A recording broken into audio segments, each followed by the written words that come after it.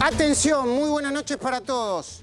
Se viene el superjueves de Cristóbal López. Será mañana. ¿Y por qué? Lucía Salinas. Adelante, buenas noches. Buenas noches, Luis, ¿cómo estás? Mañana va a ser un día muy importante para Cristóbal López porque tendrá que ir a la Cámara de Casación, a Comodoro Pi, a explicar por qué él considera que tiene que seguir libre. Y en 5 días los jueces decidirán si Cristóbal López vuelve o no a prisión. Pero también mañana es un día decisivo para Oil Combustible, su principal empresa, que podría estar a horas de decretarse su quiebre. Y además va a haber un fiscal ante la Cámara de Casación que va a volver a pedir que Cristóbal López y Fabián de Sousa vuelvan a prisión. Superjueves de Cristóbal López. Primera, atención. Segundo, atención. Quédate sentado porque te vas a quedar de espaldas. Scioli usó fondos públicos para jugar al futsal con todo el equipo de la Niata en Paraguay. Y la gobernación de la provincia de Buenos Aires le pagó el avión. Hugo Machiavelli, buenas noches, bienvenido a 4 días. Buenas noches. A Scioli se le mezclaba lo público y lo privado. Y si faltaba una evidencia, era esta, que viajó en plena campaña presidencial del 2015 con todo el equipo de su Villa La Niata a Paraguay a disputar un torneo de futsal. Allí estuvo con al menos 12 personas. Tenemos los documentos que prueban que él firmó el decreto y además que también pagó con los fondos de la provincia de Buenos Aires un viaje que uno puede determinar que en su mayor parte es privado. Hugo, ¿ese video es ilustrativo o es el partido que jugaron en Paraguay? Es el Paraguay, ahí está. Uno en partido en Asunción del Paraguay. Vamos a mostrar después un tuit porque aparece Scioli festejando. El campeonato se llamó Copa Libertadores. Ahí está jugando Scioli, mirá. ¿Lo ves a Scioli? ¿Cómo le decían? El Pichichi. Claro. Ahí te... El Pichichi. Viste, con Villa La Nieta tiene un montón de otros problemas. Acá estos movimientos son raros, ¿no? Sí.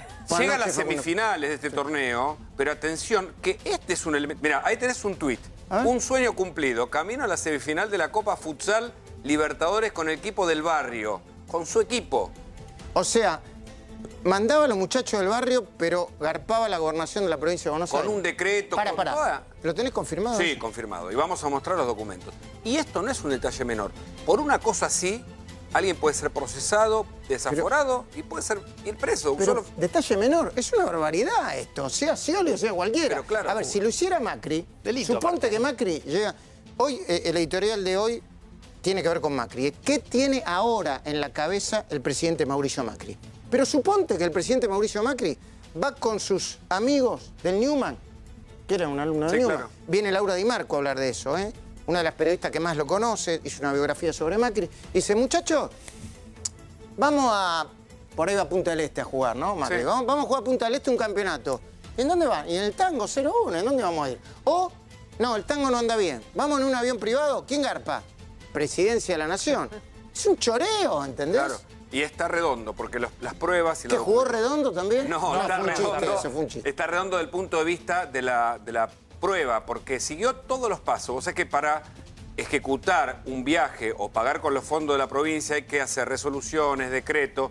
Está la firma de él, está la de Alberto Pérez y está la factura, Luis. Jaque mate. Atención. Ollarvide acorralado. Facundo Pastor, buenas noches. ¿Por qué? Un adelanto. ¿Cómo te va, Luis? Buenas noches. La información que vamos a dar es un anticipo de 4 días. Hoy, el expresidente independiente Javier Cantero estuvo declarando en contra de Ollarvide. Usted dirá, ¿se trata de la misma causa de los abusos independientes? No, es la causa en la que está acorralado hoy en forma secreta, porque estamos frente a una investigación que está en secreto de sumario. Javier Cantero estuvo en Comodoro Pi. Le contó al juez, al fiscal Dilelio, muchas cosas importantes. Esa causa lo tiene muy complicado a Ollarvide. ¿Qué se investiga, Luis? Enriquecimiento ilícito. Enseguida desarrollamos estos 3 temas y algunos más. Está por llegar el ministro de Transporte, Dietrich. Le vamos a preguntar sobre Cristóbal, sobre Lázaro, sobre el transporte, sobre el aumento de los boletos del colectivo y de ferrocarriles, cuando los haya o si los hubo. Le vamos a preguntar sobre el soterramiento y la causa Odebrecht. ¿Por qué no? Está por llegar Laura Di Marco, mano a mano con ella. Hablaremos de qué tiene en la cabeza el presidente Macri. Ese es el editorial. Pero antes de plantearte qué tiene en la cabeza el presidente Macri, Me voy a tomar unos segundos para responderle a la expresidenta Cristina Fernández, quien hoy en el Senado se refirió al Festival de Escuchas, cuyo tema me involucra. Primero mirá y después le voy a contestar. Y yo en este tema que vamos a hablar más tarde, escuchas, quiero dejar planteada una duda. Porque el presidente... Senadora, la interrumpo un segundo para avisarle que ya tiene cumplido el tiempo. Ya termino. Solo para avisarle... El presidente actual había sido procesado y fue esta casación inclusive con el tema escuchas, cuando se descubrió escuchas con una pinchadura, con un juez, ignoto juez misionero que había permitido la pinchadura de los teléfonos de los familiares de la AMIA. Después se descubrió que también había habido escuchas para los familiares del presidente, no sé, qué sé yo. Hay gente que es rara, qué sé yo. Así que hay gente que le gusta mirar, los bulleristas que les gusta mirar.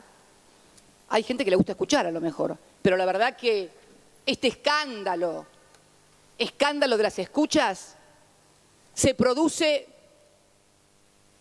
primero cuando tenemos un presidente que estuvo procesado y acusado de haber organizado un sistema de escuchas a opositores e inclusive a familiares, estuvo procesado por eso también. Bueno, pero después lo sobreseyeron. Pero convengamos que nunca había pasado y pasa justo ahora. Permítanme, como víctima de la escucha, y pensar que a lo mejor tuvo algo que ver.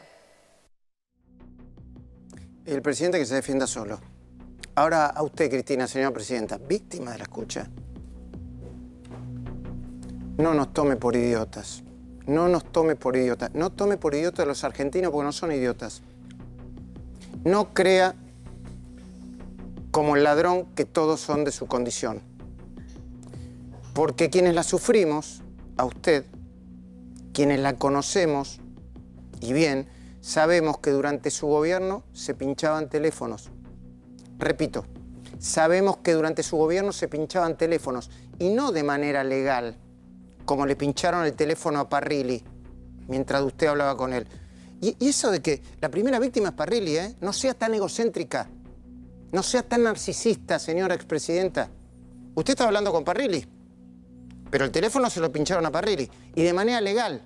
Un juez, de manera legal, porque sospechaba que estaban cubriendo a Pérez Corradi. Las pinchadoras bajo su gobierno fueron ilegales. Y las pinchaduras ilegales de teléfonos figuran en una causa que tramitó el juez Sebastián Casanelo. Seguramente Lucía y Facundo se acuerdan de la causa. A mí, igual que a otras 32 personas, determinó un perito, nos pincharon el teléfono de manera ilegal. Y nos llamó en su momento, el juez Sebastián Casanelo tuvo la deferencia de hacerlo, para advertirnos que había descubierto que al final del gobierno de Cristina nos habían pinchado el teléfono. Entre esas 33 personas, señora expresidenta, oh casualidad, no había ningún amigo suyo, no había ningún kirchnerista, no había ningún funcionario, pero sí estábamos, por ejemplo, Jorge Lanata, Margarita Stolbizer, Carlos Pañi, Hugo Alconada Mon, Daniel Haddad, Nicolás Buñaski, Claudio Bonadío, Patricia Bullrich, Laura Alonso, Guillermo Marijuán, Gerardo Policita. Así que por favor, señora expresidenta y senadora, no se haga la distraída, no nos tome por idiotas, porque todo el mundo sabía que en Río Gallegos, desde que su fallecido esposo, Néstor Kirchner, asumió como gobernador, 1991, ¿no, Lucía? 1991. Empezó a usar a la policía para realizar dos actividades ilegales. Dos. Una, la de valijeros. Los policías de la provincia de Buenos Aires, de Santa Cruz. Ahí está llegando Laura Di Marco. Por favor, la sientan, así hacemos un mano a mano. Eran valijeros, llevaban la guita en efectivo. ¿Y saben cuál era la segunda actividad ilegal? Pinchadores de teléfonos de todo el vecindario, del Círculo Rojo de Río Gallegos. Le recomiendo, señora expresidenta, que lea El Origen, el libro de Mariana Zubik. Usted la conoce a Mariana Zubik desde chiquita y ella la conoce también muy bien a usted. Y sobre el Festival de las Escuchas, permítame decirle algo que le va a interesar mucho, seguro. Estamos terminando de procesar con nuestro equipo entre el 30 y el 40% del material que obtuvimos y que todavía es inédito. Todavía no lo pusimos en el aire. Y le digo, señora presidenta, no lo tome como una amenaza, sino como información. Porque cada vez que la escucho digo, no puede estar tan fuera de la realidad. No puede mentir tanto. Le digo que además, si me queda tiempo, estoy trabajando mucho este año, porque ganas no me faltan, las va a ver publicadas, esas nuevas escuchas, en un libro con letras de molde, como le gusta decir a usted, junto con la historia íntima de cómo me hizo perseguir, no solamente a mí, pero a mí también, por la FIP de Chegaray, la Secretaría de Medios, y cómo me sigue persiguiendo a mí y a otros a través de sus actuales perritos falderos que le hacen el trabajo sucio, como Oscar Parrilli y el peligroso e impresentable Rodolfo Teljade. Ahora sí, déjame que te cuente qué creo que tiene en la cabeza el presidente. Antes la voy a saludar a Laura Di Marco. Laura, buenas noches, gracias por venir. ¿Trajiste el libro? Sí, por supuesto. ¿Lo levantás? ¿Está? Sí. ¿Te puedo hacer una pregunta? Sí. ¿Tenés vínculos con el presidente? ¿Vínculo periodístico? Sí, le mandé un mensajito hace unos días por una nota que escribí sobre por qué la pobreza va a subir nuevamente. ¿Y te lo contestó? Sí. Responde el presidente, ¿no? O sea que tenés una idea ¿tenés una idea de qué tiene en la cabeza? Sí. Bueno, hice un libro que sí. tuve 1 año y medio para hacerlo, pero sí, y tuvimos charlas muy extensas y largas, sí. Por eso te invitamos. Sí, sí. Yo voy a plantear lo que creo que tiene en la cabeza y vos me ayudás si querés después. Por supuesto, claro que sí. Bueno. Yo te puedo complementar si querés. Sí, por supuesto. Más que complementar. Mucha más información me vas a dar. Yo creo que el presidente tiene en la cabeza ahora, en este momento, en primer lugar, una obsesión. Y es con el tema de la energía. Pero obsesión, ¿eh? Quiere convencer a todos los argentinos de que si no empezamos a ahorrar energía, no va a haber manera de salir del pozo. También tiene un problema, para mí grave y político. Está demasiado solo defendiendo este cambio cultural que no termina de fraguar, porque no termina de fraguar. Y más allá de que Macri cree que obtuvo un digno empate al responder el pedido de Carrió y de Cornejo y de parte de los radicales, Mario Negri también, con un aplanamiento, ¿no? Dicen, de las tarifas. Aplanamiento de las tarifas. Y un prorrateo de la tarifa de gas, que dicen no va a afectar el déficit. En el fondo Macri se siente decepcionado con sus aliados. Porque guarda, vos lo ves tranquilo, muy zen, pero dicen que cuando se le despierta el indio, se raya, El calabrés, ¿no? Rayo Calabria. Claro, sí.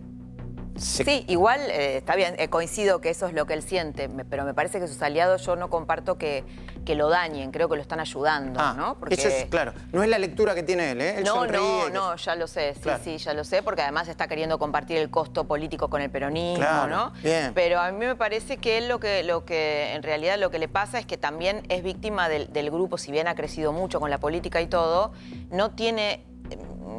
no mide exactamente cuál es el impacto de las tarifas en la clase media y en la clase media baja. Lo que no está en la planilla Excel. Claro, exacto. Entonces esto, Carrió y los radicales lo ayudan a conectarse con esa realidad. Y creo que lo salvaron, realmente creo que lo salvaron. Qué bueno, creo que puedo abandonar el editorial y seguir hablando con ella. Pero te termino las ideas.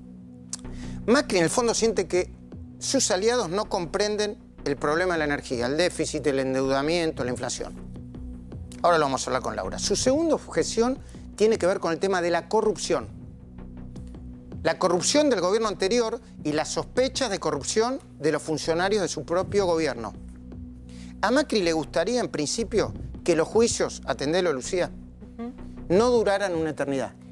Él dice, no quiero, basta de juicio que duren una eternidad. Bueno, Luis, ahí te aporto un dato. Hay en Comodoro Pi un planteo de que los juicios deben durar poco. De hecho, en mayo empiezan los alegatos del juicio contra Amado Boudou por Chicone. En agosto se va a conocer la sentencia. Allí empiezan los alegatos de 11 y en noviembre, octubre esperan empezar con obra pública y la ruta del dinero acá. y no quieren que le lleve más de un año y son megas causas. Bueno, están tratando de acelerar el tema.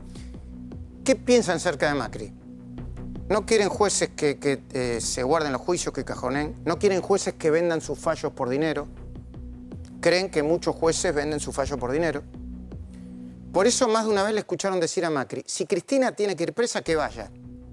Yo no voy a mover un dedo para evitarlo.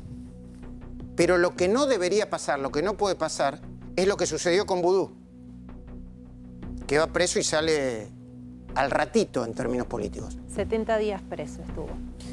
Tampoco dicen cerca del presidente que a Mauricio Macri se le movería un pelo sin los camaristas. Sí, los camaristas de la casación, lo que tienen que decidir ahora sobre Cristóbal López, al final terminan diciendo que vuelvan a la cárcel. Cristóbal López y Fabián de Sousa. De eso vamos a hablar dentro de un ratito con Lucía. Sobre la corrupción de sus funcionarios ya tomó una decisión. Decisión controvertida, la vamos a hablar ahora con Laura. Él le aseguró a su mesa chica que va a apartar a sus funcionarios cuando estén sospechados de cometer delitos. Y no por asuntos que impliquen discusiones éticas o conflictos de interés. Les doy ejemplos. Por ejemplo, a Luis Caputo, ahora vamos a ver por qué. Saben, ¿no?, que hay una discusión sobre si era socio o no era socio de un fondo de inversión. Y a Nico Dujovne, que aparentemente blanqueó más de 20 millones de pesos que tenían negros, según información de la revista Noticias, los defiende a capa y espada. Dice que ahí no hay delito. Ni que hablar de Juan José Aranguren, que se mandó la macana de decir yo voy a traer la plata del exterior cuando Argentina esté un poquitito más segura. Macri, todos los días, pero todos los días le agradece a Juanjo Aranguren. Lo llama todos los días y le dice, Vasco, Juanjo, te agradezco que pongas la cara con la peor agenda que puede tener un ministro. Todos los días, cuando le digo todos los días, todos los días. Pero hay dos dirigentes importantes que están en la cabeza del presidente casi todos los días también. Una es Lilita Carrió. Un par de columnas de Laura Di Marco en La Nación son muy interesantes para analizar el vínculo. Es un vínculo, mamita, muy intenso. Te agrego una cosita de Lilita Carrió. Lilita Carrió, vos sabés que tiene un vínculo bastante estrecho con los compañeros del Newman, de Macri, que es su mesa judicial, jurídica. Uno de ellos, que tiene mucha influencia sobre Macri y es bastante allegado, dice que usa a Lilita como arma arrojadiza. Es decir, cuando él ve que hay números un poco elevados en ciertas licitaciones, va y dice, ojo que Lilita ya puso el ojo sobre esto.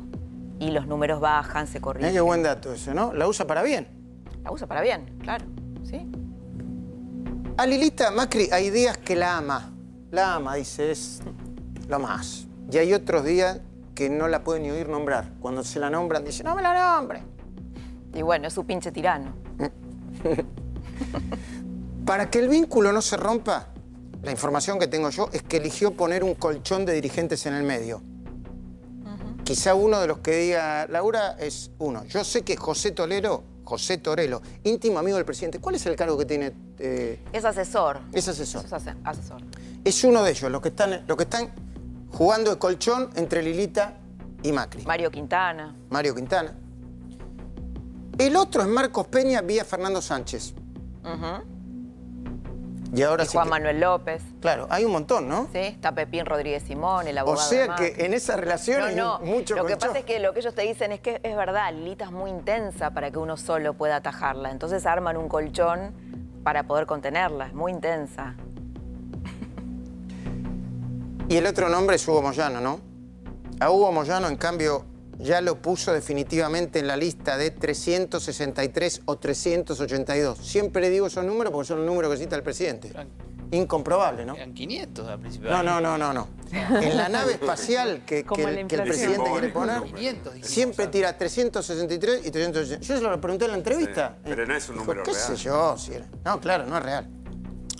Macri dice simbólicamente que hay 363 o 382 personas en la Argentina a las que colocaría en una nave espacial y las mandaría lejos de la Tierra, porque le harían bien a la Argentina. Es una frase poco feliz. No sé si coincidís, pero es poco feliz. A ver, ¿por qué es poco feliz? Es poco feliz desde el punto de vista político, porque uno no puede gobernar un país donde tiro a 300 tipos y entonces el país... Sí, y además porque es pensar que los malos están en un lugar y en realidad los vicios de la Argentina están bastante repartidos. Comparto, Laura Di Marco, comparto. Bueno, a Moyano lo tiene ahí en la nave. Hace mucho que no tienen contacto. Moyano no hace mucho intentó acercarse. Intentó llamarlo por un intermediario. Bueno, inauguraron juntos un monumento. Sí, ¿no? hasta hace un... Sí, con Triaca, ¿no? Sí. Sí, pero ahí no lo atendía, ¿eh? Intentó llamarlo, no pudo. Macri en la intimidad dice que con gente como Moyano el país nunca va a terminar de crecer.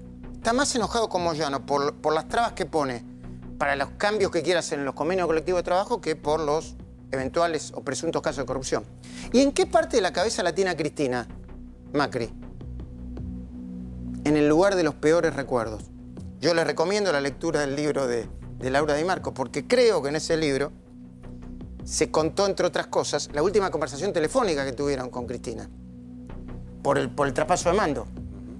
Cristina no sé dónde estaba, Macri estaba en Los Abrojos, creo que, y empezaron a hablar por teléfono, y dice que se empezaron a gritar, y que cuando terminó la conversación, cuando terminó de hablar con ella y cortó, le agarró un dolor de cabeza tremendo. Dijo sí, que se tuvo que tomar una pastilla para dormir, y que estaba en el baño. Muy sincero, ¿no? ¿En el baño donde? De los Abrojos, de Los Abrojos. Sí, sí, y que ella le daba vuelta a los argumentos todo el tiempo, sí. Y es ahí cuando Macri dice Cristina es una psicópata. Sí. Cosa que nunca se le escuchás, digamos, públicamente, claro, ¿no? Claro. Lo cuida mucho eso, pero sí. Decía que tenía tanta mala energía que se fue con dolor de cabeza por la mala energía que dice Macri que le tiraba a Cristina. Ahora hace rato que ni la nombra, ni la considera, ni siquiera como una adversaria, ¿no? Aunque muchos dicen que va a terminar siendo de nuevo candidata a presidenta, pero eso es más... Pero ayudarlo lo ayuda, ¿no? Sí, obviamente. E invita a los periodistas con los que habla a que dejen de prestarle atención a Cristina, ¿no? Para Macri, para la cabeza de Macri, Cristina no es tema. Y el último gran tema que tiene en la cabeza es su propia reelección. Yo te lo presenté último, pero debería figurar como uno de los primeros.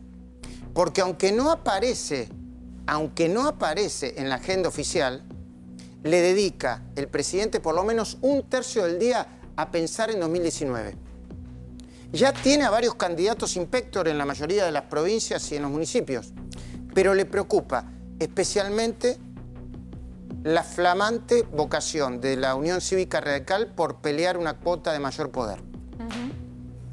Sí. Sin embargo, las grandes decisiones no se modificaron, ¿eh? Me parece a mí, ahora lo voy a hablar con Laura. Si no pasa nada raro, él mismo le va a pedir a María Eugenia Vidal que se presente para la reelección en la provincia. Él mismo va a bendecir la reelección de Horacio Rodríguez Larreta en la ciudad de Buenos Aires. Y él mismo se va a presentar como, de nuevo, ¿no?, como candidato en 2019. Eso es lo que yo creo que tiene en la cabeza Macri. Pero ahora me voy con Laura Di Marco. Permiso que junto a todos los petates, incluido el libro de Mario Vargas Llosa, enseguidita, después de hablar con Laura Di Marco, le voy a presentar la nota con Vargas Llosa, para que me diga si es más o menos así lo que tiene Macri en la cabeza. Sí, es más o menos así. Podríamos agregar muchas más cosas, pero sí. ¿Cómo es Macri de verdad? Es mucho más interesante en privado que en público, mucho más interesante. Mucho más conectado con la verdad, mucho más sin cassette. Es un hombre mucho más interesante. Cuando vos lo ves en público, me parece que es una persona bastante más aburrida, más callada, ¿no? Hoy justo estuve en casa de gobierno haciendo un par de notas y me decían, Macri es muy callado. Y yo creo que no, que Macri es muy hablador, solamente que necesita un contexto determinado. Te voy a decir algo que tal vez nadie dice con respecto a Macri, qué tiene en la cabeza. Y yo creo que nunca lo dije tampoco. Yo creo que Macri tiene en la cabeza, además de la reelección, la reparación de lo que fue el grupo Macri. Franco, sus hermanos... de los vicios del grupo Macri. Ángelo Calcaterra. Sí. No es que él lo diga, es a raíz de todo el trabajo que yo hice con él y bueno, y lo que conozco de él y de la familia Macri, hay también una corriente psicológica que dice que existen los depredadores y después los reparadores en las familias, ¿no? Franco Macri fue claramente un depredador y después viene Mauricio.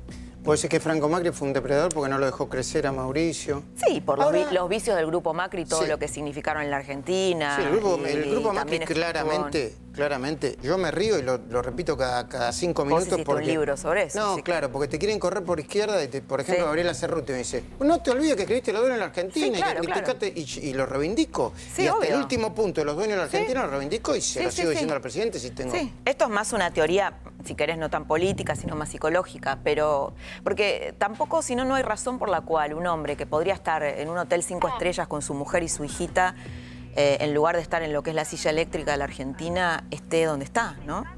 No hay demasiada razón. Hay otras razones distintas, diferentes. Y esta es mi mirada sobre él. ¿Y cómo pensás que puede reparar en la familia el grupo? Bueno, el padre es el No, padre. en el país, no en la familia. Ah. No, en el país. Vos en el decís país, que en el si país. Franco desde su lugar de empresario de los Sí, años destruyó. Sí, y Mauricio sabe eso, lo sabe. No lo dice, obviamente, no lo verbaliza, pero lo sabe. ¿Sí? Bueno, hablando de destruyó, ya está el ministro Dietrich. Lucía Salinas, después por favor preparame esa placa donde se calcula el hecho de haber apartado a Lázaro Báez y a Cristóbal López de las licitaciones. Generó un ahorro para el Estado multimillonario. Después Lucía Salinas nos lo va a contar. ¿Cómo no? Y entonces, ¿cómo sería esa teoría? Esa teoría, esto, que él es presidente, entre otras cosas. La verdad que ser presidente del ajuste no es algo muy glamoroso. Vos lo ves en el propio Macri, es un hombre que ha envejecido mucho, que físicamente se ha deteriorado mucho.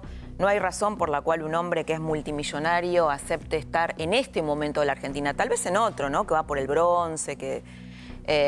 hoy justo me la... ¿No es demasiado obcecado, Macri, con el tema de las tarifas? Viste que todo el mundo dice, el ministro de Energía es Macri.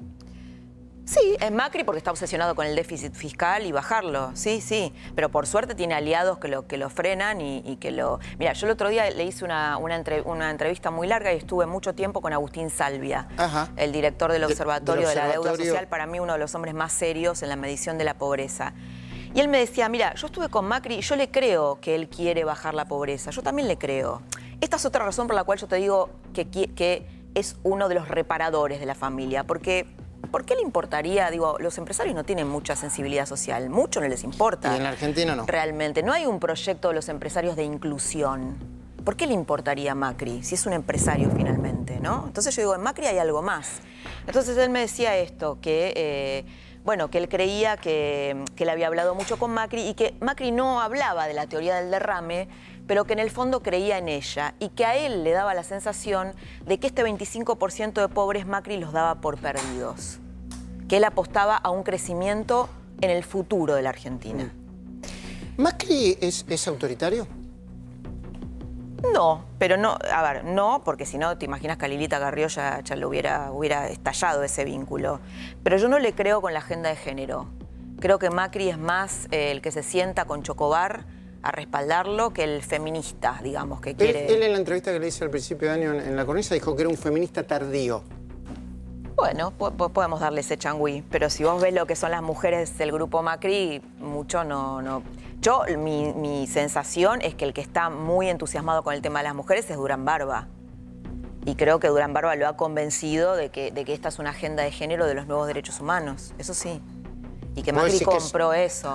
Y que Macri compró eso. ¿Que es oportunista en ese sentido? No sé si es oportunista. A mí me parece bárbaro que haya habilitado el debate al aborto. Me parece bien, aunque no acuerde. Pero no es... A ver, no es un progresista en ese sentido, ¿no? Los derechos femeninos. No es un hombre que haya sido criado en esa sensibilidad. De hecho, su mujer es una mujer muy tradicional, ¿no? Me parece hermosísima, Juliana y todo, pero es una mujer que está ubicada en el lugar más tradicional de lo femenino, ¿no? Por ejemplo, bueno, cuando yo hacía Macri me decían, Mauricio muere con que Juliana le sirva la comida. O sea, no es que muere con una intelectual que sea una par y que le discuta mano a ¿Vos decís mano. que eso es un resabio machista o que tuvo mujeres que no le hacían la comida antes? No sé, pero digo, no, puede ser, sí, porque tuvo mujeres muy frías, ¿no? Sí. Empezando por la madre, que él cuenta que le hacía cosas espantosas, que era también una mujer muy fría, ¿no? Muy... que tampoco lo salvó del papá atroz que él tenía, ¿no? La madre lo podría haber defendido. ¿Atroz, decís vos? Y sí, es atroz. El padre fue atroz. Sí, lo dice él, sí. Un padre que te hace ir a las reuniones de directorio a los 9 años. de una empresa o que le mandaba a los gerentes en Sogma para ver cómo él fracasaba, es un padre tremendo, ¿no? ¿En la cabeza de Macri hay tolerancia de la presunta corrupción que puede haber en su gobierno, Laura Di Marco? Y yo creo que cuando él, por ejemplo, lo defiende o lo banca a Duhovne o lo banca a Toto Caputo, y sí, digamos que hay, a ver, él... A ver, ¿eso es corrupción para vos? Porque es una gran discusión dentro y fuera del gobierno. Yo creo que él tiene tolerancia a lo que es... Él lo que dice es, bueno, yo fui empresario hace 20 años, yo ahora soy político, hay determinadas prácticas que los empresarios hacían y esto no es corrupción. A mí me parece que un ministro de Economía que está queriendo que los capitales vengan a la Argentina y tiene su plata afuera, a mí me parece muy mala señal. Sí, yo comparto eso, mucho ruido. Sí. Mucho ruido. Bueno, las cosas que dice Aranguren.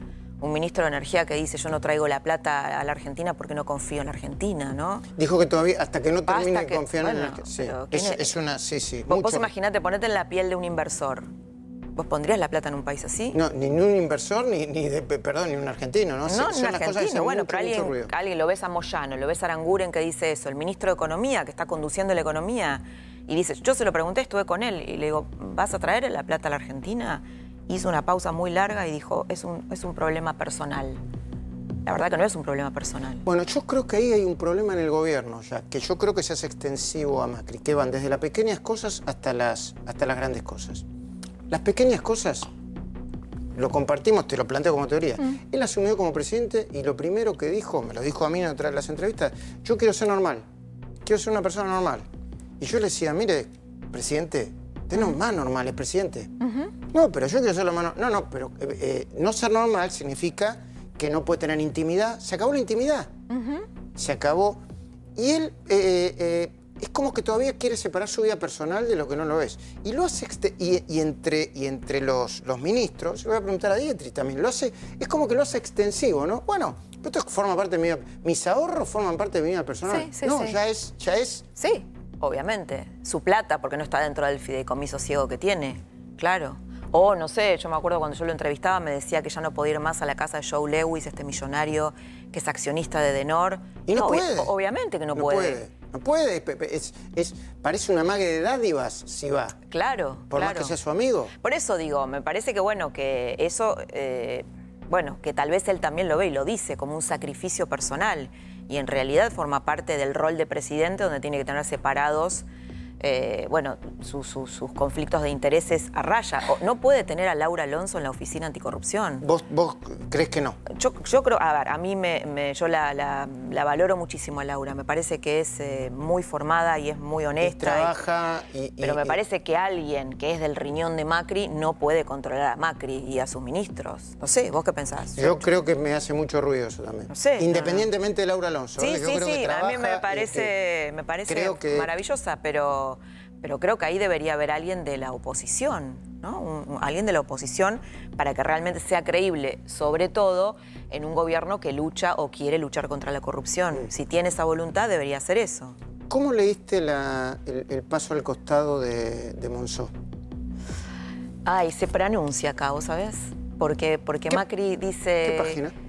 Dice, porque yo no me acuerdo en qué página, pero yo le hago definir a sus colaboradores y él dice algo así como que Emilio tiene...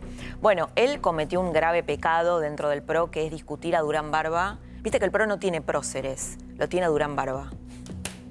Lo tiene a Durán Barba. Entonces, Emilio Monzó cometió el pecado de discutir a Durán Barba. Y eso fue gravísimo para Macri, fue gravísimo. Laura, yo te agradezco mucho que hayas venido, sé que tenés mucho gracias. Trabajo. ¿Dónde se te puede escuchar a la noche en Radio Mitre? En Radio Mitre, de 20 a 22, que estoy con nuestro amigo en común, Jorge Fernández Díaz, el asturiano. Sí. Y bueno, y ahora empezamos un programa, La Nación Más. Bueno, ¿Se puede decir, no? Que estoy en otro acá no hay ningún problema para decir nada. Bueno. En este programa no hay ningún problema para decir nada. Yo te invito a ver, si tenés tiempo, si no lo ves por el camino, ¿Sí? a la entrevista que le hice a Mario Vargas Llosa. Mario Vargas Llosa, sí. Premio Nobel 2010.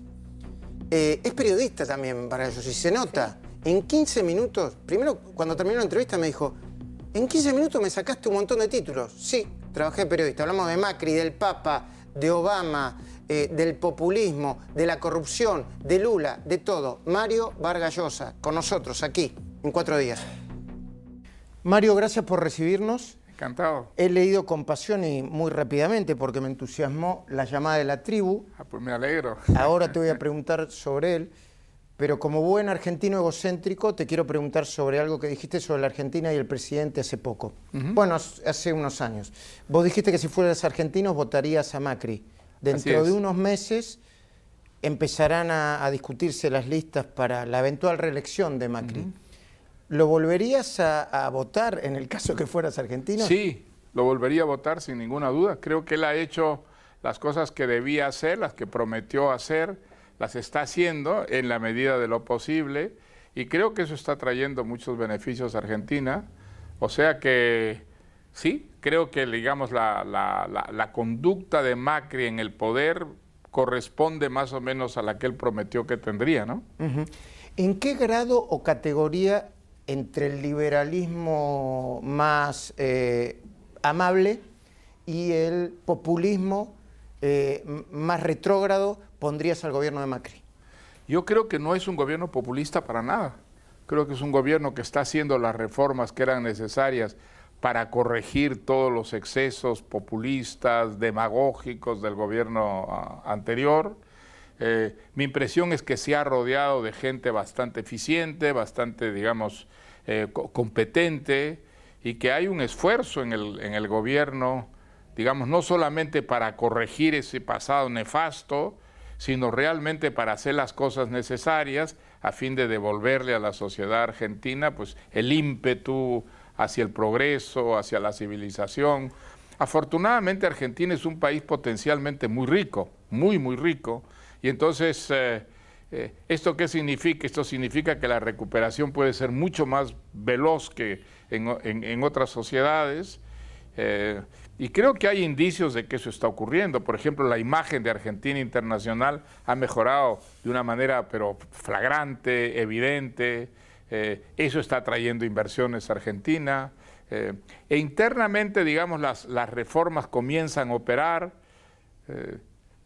Digamos, la crisis había sido muy profunda y entonces eso impide que ciertas cosas, como por ejemplo el gasto público, que tiene que ser reducido, pues vaya de una manera muy cuidadosa, muy prudente. Ahora mismo hay una discusión que tiene que ver con el populismo, que tiene que ver con el aumento de tarifas. Hay una parte de la sociedad, sobre todo los porteños y la metropolitana, que parecen no terminar de acostumbrarse a que la energía no es gratis, porque durante mucho tiempo aparentemente lo fue, y hay una discusión profunda, que ahora mismo es uno de los defectos del populismo, ¿no es cierto? Convierte a mentiras flagrantes en verdades y luego es muy difícil para un gobierno que opera en democracia, pues hacer las reformas necesarias, ¿no? Pero yo creo que se están haciendo en Argentina y es una cosa muy positiva que se estén haciendo, porque si no se hacen, al final la enfermedad se agrava muchísimo y los estragos, pues bueno, son, por ejemplo, los que está causando el populismo en Venezuela, ¿no? ¿Y cómo explicaría la vigencia de una líder claramente populista y demagógica como Cristina en la Argentina? Porque tiene una intención de voto muy importante. De hecho, quizás sea nuevamente candidata a presidenta dentro de unos meses. Pero es que los demagogos siempre arraigan, a la gente le gusta mucho oír decir las cosas que dicen los demagogos y por eso los demagogos a veces son muy populares, aunque su popularidad suele ser muy transitoria. Sin embargo seducen, y no solamente seducen a países subdesarrollados, sino a países muy desarrollados, ¿no?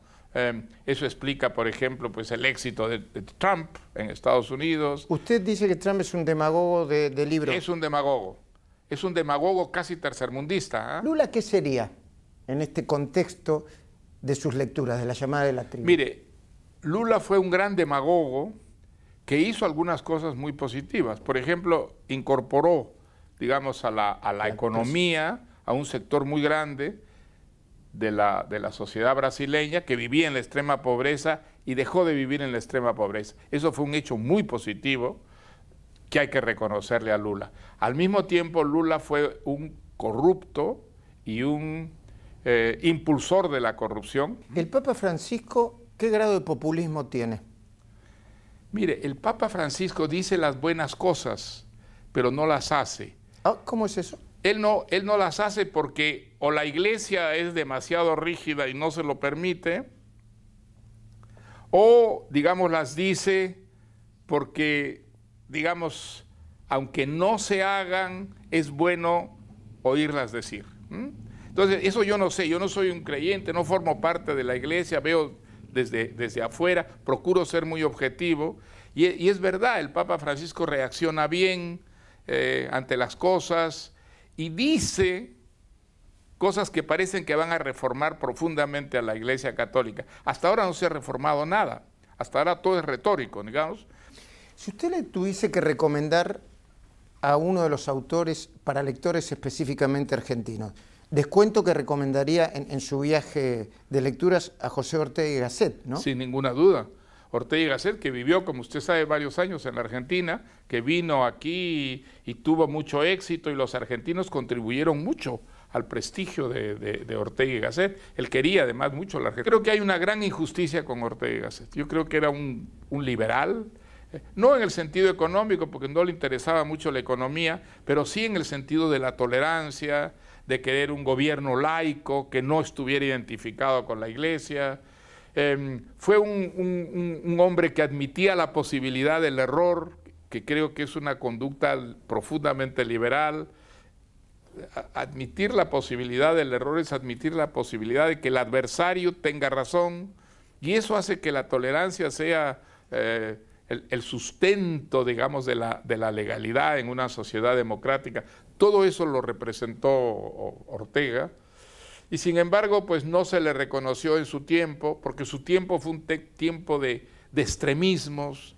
La sociedad española estaba dividida entre comunistas y anticomunistas, y simplemente al final, pues una persona que defendía las cosas de él no tenía cabida, y en cierta forma fue como exiliado, ¿no? ¿Qué es un perfecto liberal? ¿Es de derecha, es de izquierda, es un poquito conservador?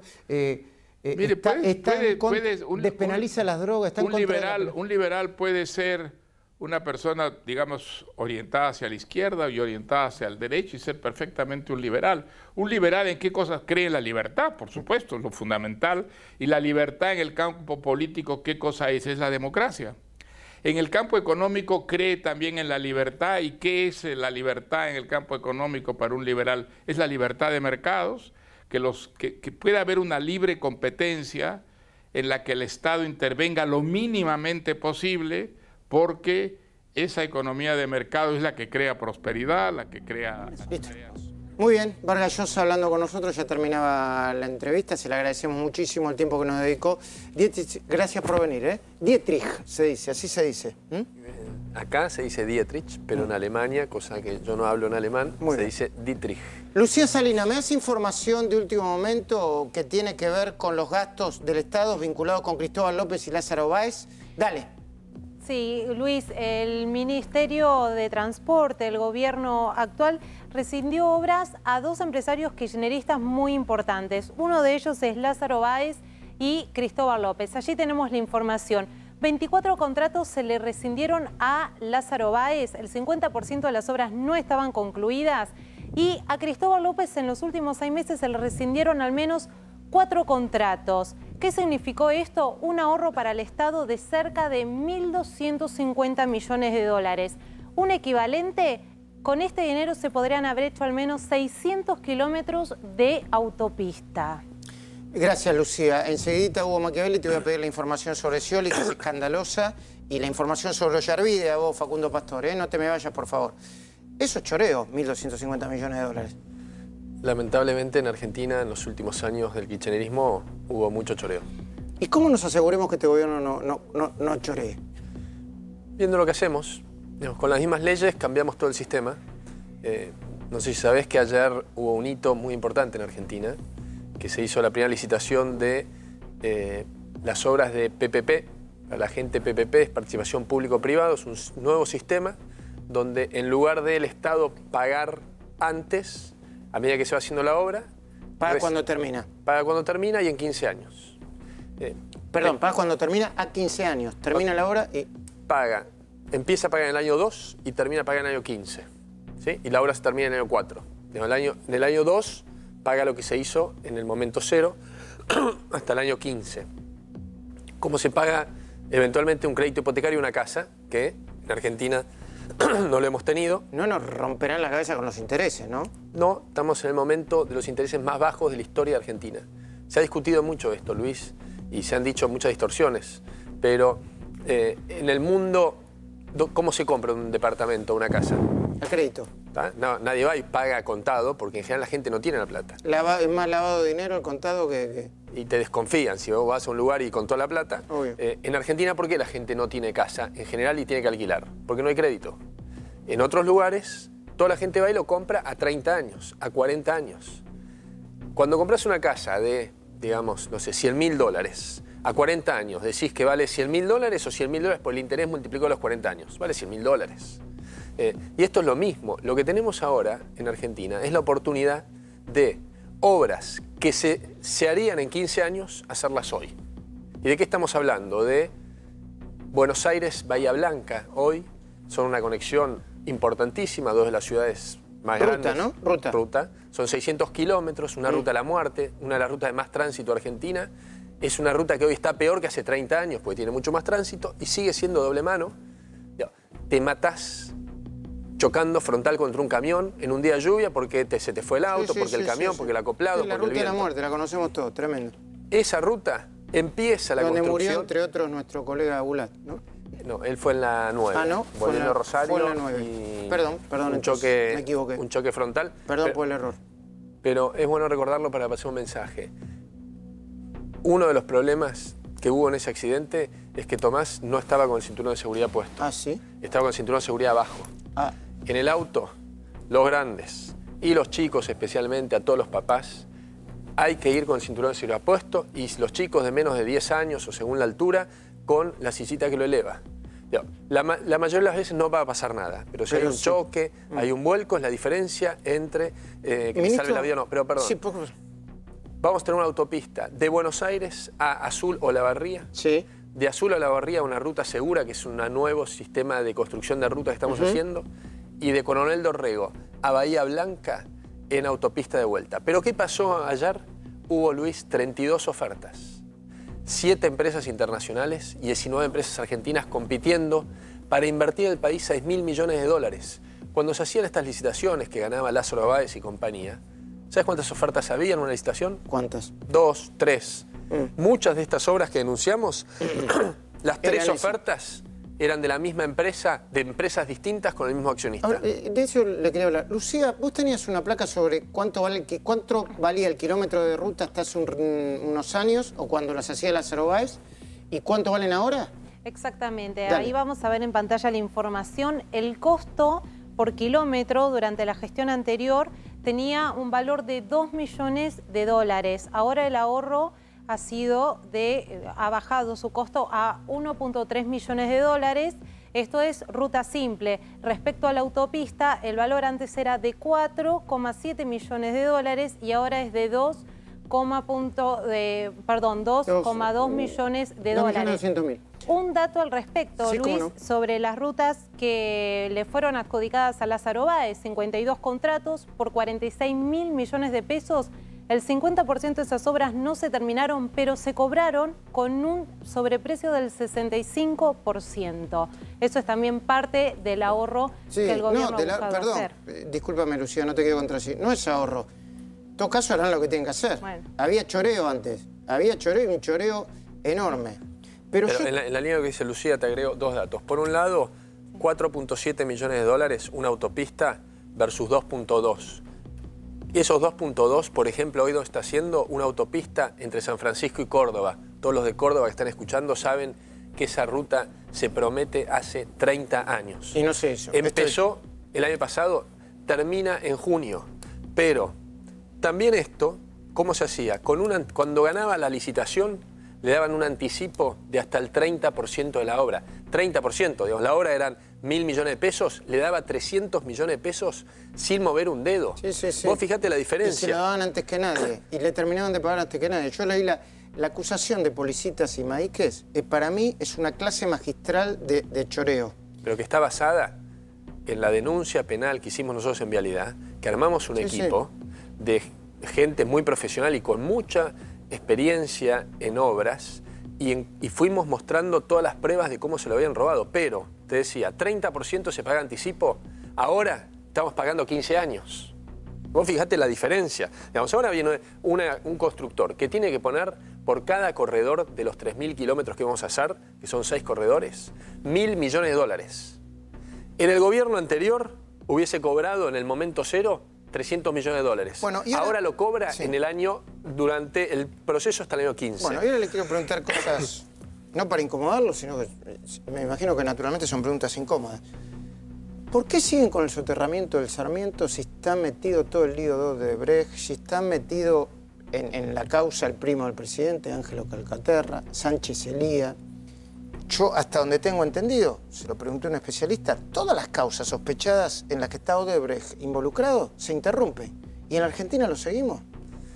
Mira, la realidad es que nosotros seguimos una gran cantidad de obras que estaban en proceso. Seguimos la obra de Belgrano Cargas, que era una obra de más de $2.000 millones.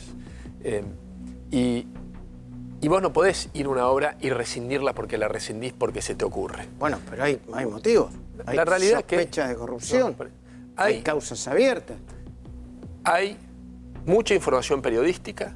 Recién ahora empieza a haber una investigación judicial. Perdón, ministro, perdón. Hay una investigación judicial en el curso, hubo una denuncia de Graciela Ocaña. La tomó el fiscal Franco Picardi. El juez es Marcelo Di Giorgi. La causa avanza. Lo llama a declarar a Ángelo Calcaterra, a Sánchez Elía, a Jaime... Luis, una cosa. Nosotros no somos la justicia. ¿Está? Nosotros, por ejemplo, nosotros le adjudicamos una obra a Cristóbal López. Le preguntamos a la justicia si podíamos adjudicar o no, y la justicia nos dijo que sí. ¿Y por qué no le preguntan a la justicia ahora con el soterramiento? Porque no es una cuestión de si podemos adjudicar o no. La obra estaba y está avanzando en un importe que se había pagado antes que lleguemos nosotros, que era totalmente distinto a la obra del gasoducto. Y como seguimos esa obra, seguimos muchas obras. Digamos, no se podía dar de baja todas las obras de Argentina. Bueno, pero esta es la obra más... ¿El soterramiento no es una de las obras más grandes de la Argentina? Es una obra grande, hay muchas obras muy grandes, pero la realidad también es que armamos un equipo de investigación de toda la licitación y de todos los precios, con un informe que se está terminando en breve, y cada peso que nosotros pagamos en nuestra gestión, lo hicimos validando los precios de esos ítems que estaban haciendo. Es mucha gente trabajando en esto, es una obra muy importante para el oeste, y lo que nosotros nos tenemos que asegurar, y estamos muy tranquilos con que lo que nosotros pagamos sea conforme a lo que valen las cosas. Lo que puede haber pasado anteriormente en esta obra o en otras, porque no puedo decir que en un montón de obras que hemos continuado no hubiese habido corrupción en el momento de adjudicación de la obra, lo que nosotros tenemos que asegurar es que en nuestro periodo sea todo transparente y está siempre toda la información totalmente disponible para eso. ¿No tuvieron ningún caso de corrupción desde que asumieron? ¿Chico, grande? Sí, tuvimos un jefe de inspectores que tomamos nosotros. Descubrimos que... ¿En qué área? En vialidad, que estaba en la cometa, y le hicimos una denuncia penal y lo echamos. ¿Cuándo fue eso? Y eso fue el año pasado. ¿Se publicó? No sé si lo publicamos o no. Creo que lo comentábamos, Javier Iguacel lo comentó. ¿En qué obra? Era un jefe de inspectores, no me acuerdo en qué obra. Bueno, un jefe de inspectores no es un... ¿No? Era, importante. Y lo habíamos contratado nosotros. ¿Qué nivel de cometa? ¿Para qué tipo de cosas? ¿Cuánta facturación era? Para mí, un peso es motivo para echarlo. Pero era más de un peso, supongo, ¿no? Seguro, pero un peso es motivo para echarlo.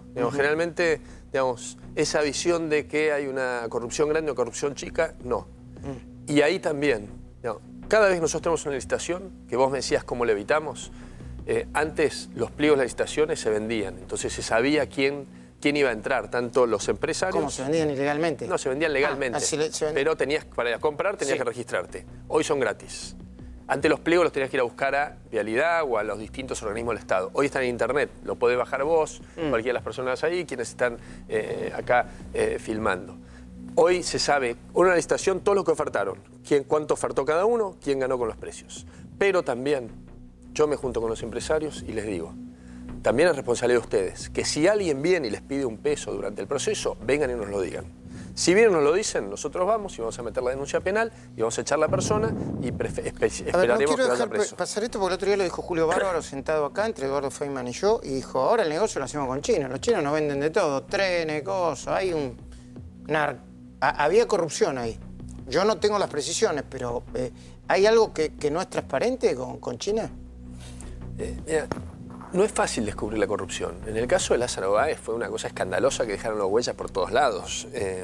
Pero después, nosotros, por ejemplo, el costo de bajar un vagón del barco, un vagón de los trenes chinos del barco al puerto, estoy engripándome. No hay problema. Yo empezaría a preguntar, ¿por qué tenemos que ir a China a comprar trenes? Bueno, no es lejos para comprar trenes, digo, ¿no? No, la realidad es que los trenes chinos son muy competitivos. Nosotros, ¿qué estamos haciendo? Si la pregunta de los trenes chinos. Por un lado, había un contrato que ya estaba firmado. Nuevamente, vos me decís, ¿ese contrato estaba bien, estaba mal? No lo sé, lo único que nosotros... Bueno, yo no puedo ir a los chinos y decirles, ¿sabes qué? Te rompo el contrato porque no me gusta. No, vimos los precios y los precios eran lógicos. La tasa de interés que tenía era mayor de la que conseguimos hoy, pero también Argentina pagaba mayor tasa de interés. El contrato de los Embraer, nosotros estamos pagando los Embraer que compró el kirchnerismo. Los aviones, sí. Son los aviones estos que tiene aerolíneas. Sí. ¿Sabes cuánto es la tasa de interés? ¿Cuánto? 14% anual, la que recibimos. A 12 años. Altísima. Altísima. La pudimos bajar al 10%. ¿Qué es el cubo cometa ahí? No puedo decirlo. Lo que sí, Argentina tomaba crédito a tasa alta. Pero después, si hubo un negociado en eso o no, nosotros no lo podemos saber. Y tampoco es nuestro rol, para eso está la justicia. Y por eso es importante que investigue. Y por eso nosotros hemos ido presentando todo. Pero lo que nosotros tenemos que asegurar, y lo que se tiene que quedar tranquila a la gente, es que el presidente Macri, en todas las primeras reuniones de gabinete, le dijo a todos sus ministros, el que toca un peso, lo agarro en las orejas y lo llevo a Comodoro Pi. Y tiene una obsesión con este tema. Y que estos temas lo que tienen mucho es de procedimientos, que los procedimientos sean transparentes, obviamente que haya gente honesta. ¿Qué le pasa cuando lo había Debido preso? Porque Debido está en el puesto suyo, digamos. Bueno, tenía un ministerio más grande porque era un superministerio, pero ¿qué? Usted le digo, ¿no tiene miedo que, no sé, su mujer, la familia le dice, ¿y si terminás preso vos? Yo estoy totalmente tranquilo, estoy hace 8 años, estuve en la ciudad, estoy acá en el Gobierno Nacional.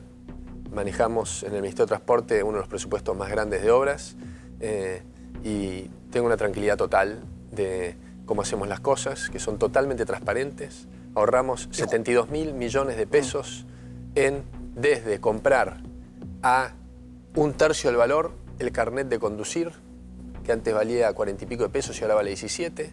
Las locomotoras que bajábamos, que te decía, antes valían $2.000 y ahora valen $400 bajarlas del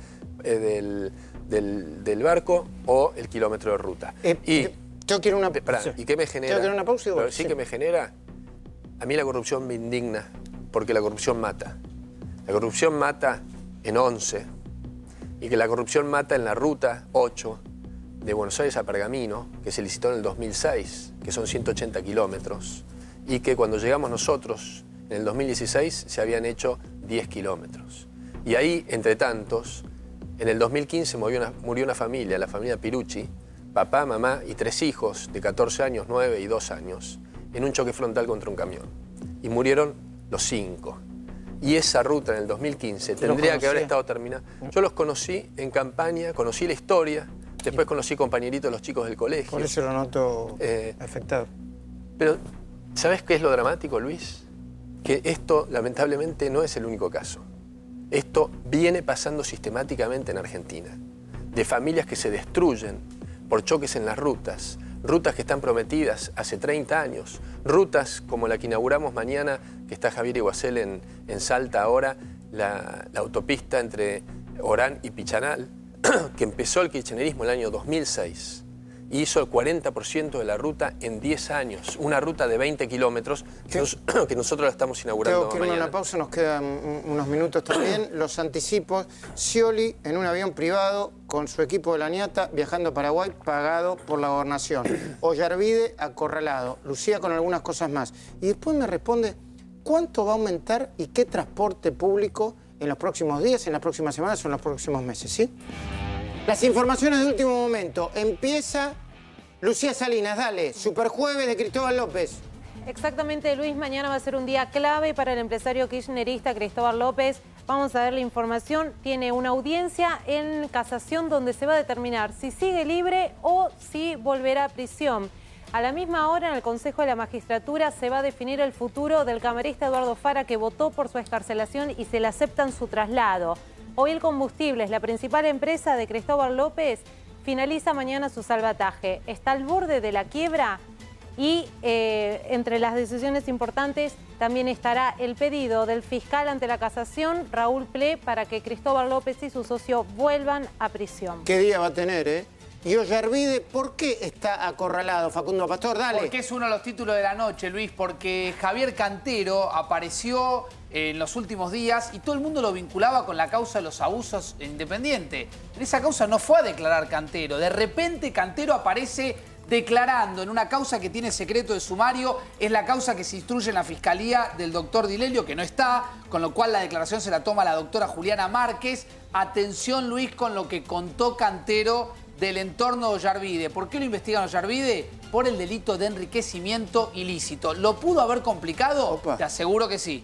Bueno, esperamos un segundito, Hugo, y me tirás lo de Scioli y el uso de fondos públicos para viajar con su equipo de futsal a Paraguay. Y desarrollamos mañana, Hugo Machiavelli, dale. Luis, Scioli tiene 9 procesos en su contra. Uno de los más complicados tiene que ver con los vuelos. Lo que mañana vamos a mostrar tiene que ver con un viaje que hizo a Paraguay con su equipo privado, el de Villa Laniata. Tenemos los documentos y todos los detalles. Gracias, Hugo. Ministro, cuénteme lo que me dijo recién de una ruta que se iba a inaugurar en el año 73, se anunció 85 veces y nunca se hizo. Lo que te decía es que cuando decimos todas estas rutas y autopistas estamos haciendo, es natural que mucha gente no crea que esto es posible. Y te contaba del el viaducto de Luján que conecta el acceso este con la Ruta 5, que inauguramos para Semana Santa.